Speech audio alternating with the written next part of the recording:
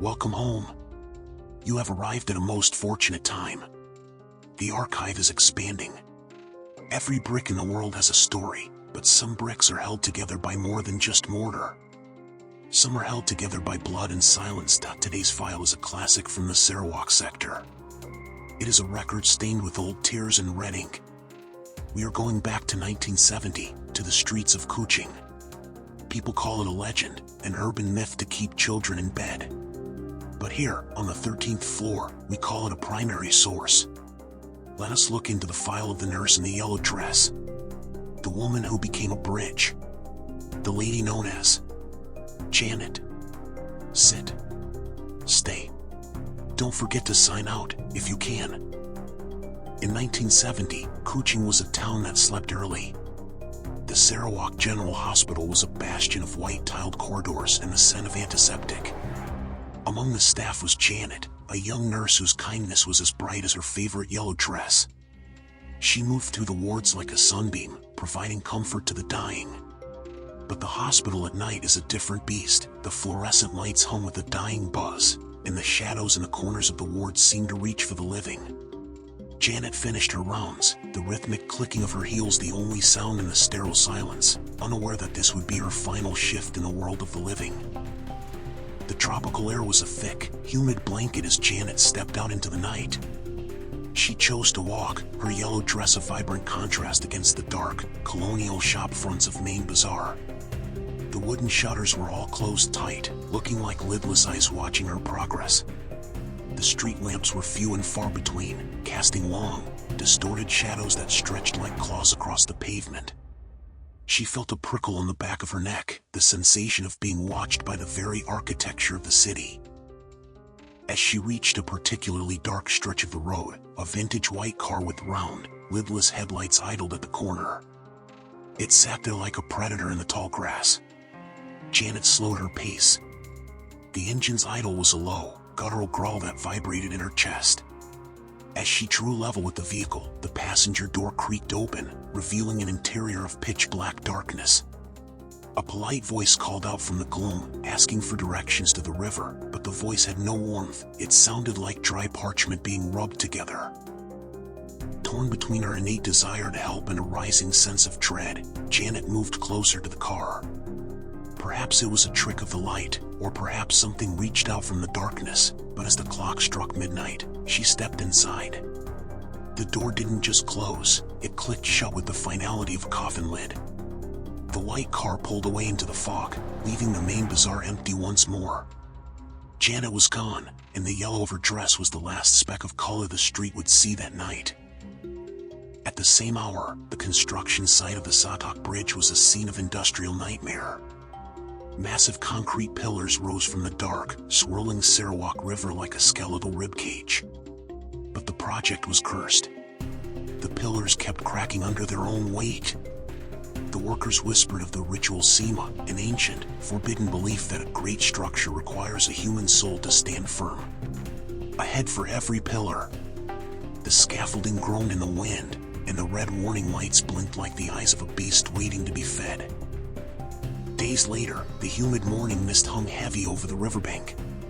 A local fisherman, checking his nets near the construction site, found a bundle of fabric caught in the reeds. It was a flash of yellow, the dress Janet had worn. But as he pulled the bundle closer, the true horror was revealed. The body was Janet's, but it was incomplete. Her head was gone, taken, as the locals would soon whisper, to be buried beneath the concrete pillars of the bridge to appease the spirits of the earth.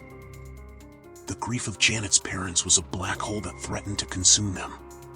But grief soon turned to a cold, calculated thirst for justice. Before the coffin was sealed, they followed the old, forbidden rites of vengeance. They dressed her headless body in a vibrant, blood-red silk dress and matching red shoes. In Chinese lore, this is a blood oath. The deceased will not rest. They will return as a hung moi, a vengeful spirit draped in the color of their own fury. The Satok Bridge was eventually completed, but the celebration was short-lived. The hauntings began the moment the first car crossed the span. Drivers reported seeing a lone figure standing at the highest point of the arch, silhouetted against the moon. She wore a flowing red veil that whipped in a wind like a flame.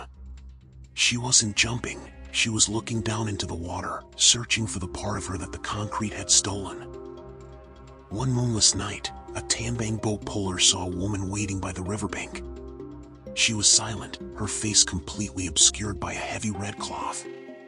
He rowed her across the dark Sarawak River in a silence so profound he could hear his own heartbeat thundering in his ears. The water didn't ripple as the boat passed through it. It felt as though they were rowing through a lake of ink.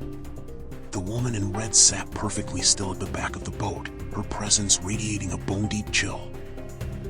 When they reached the opposite bank, the woman reached into the folds of her red dress and placed a few silver coins into the boatman's trembling palm before vanishing into the fog.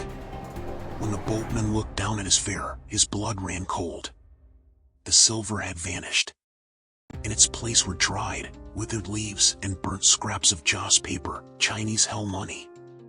He looked up, but the riverbank was empty, save for the scent of jasmine that suddenly choked the air. Years passed, and the 1970s bled into the 80s, but Janet remained. On a night of torrential rain, a motorcyclist saw a girl in a yellow dress shivering near the bridge. She wore a red veil to shield her face from the downpour.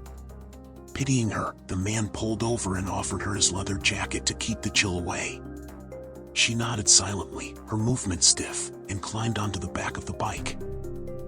As they rode across the bridge, the motorcyclist felt an unnatural cold radiating from his passenger, a chill that pierced through his clothes and into his bones. The air around them began to smell, not of rain or exhaust, but of cloying, sweet jasmine mixed with the damp earth of a fresh grave. He looked into his mirrors and saw her pale, gray hands gripping his waist, the red veil fluttering violently in the wind, yet her body remained uncannily still.